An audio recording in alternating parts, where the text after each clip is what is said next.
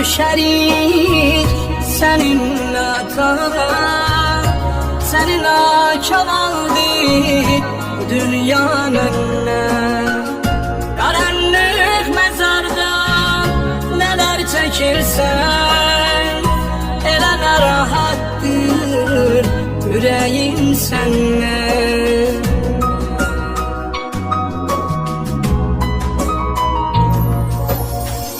Yine kış gelecek, üşüyeceksen, kara baran soyudar senin yerini.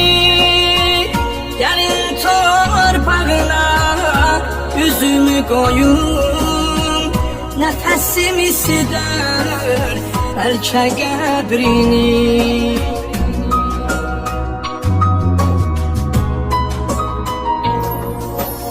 Ey canım ata, ey canım ata, derdimin dermanı cananım ata. Ey canım ata, ey canım ata, derdimin dermanı cananım ata.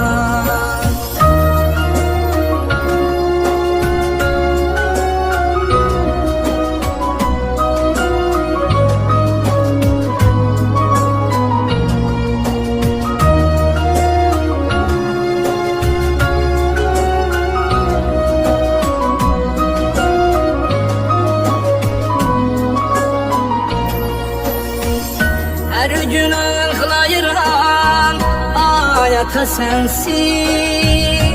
Bu dünya gözümde bir yaşa dönür.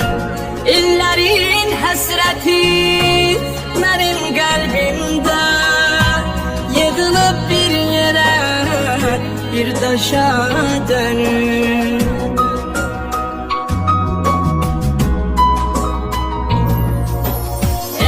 Canım ata, ey canım ata, derdimin dermanı cananım ata. Ey canım ata, ey canım ata, derdimin dermanı cananım ata. Derdimin dermanı seninle gitti. Çaresiz kalmışam, indi xəstəyəm. Arada ürəyim elə sıxılır, sanki can verirəm.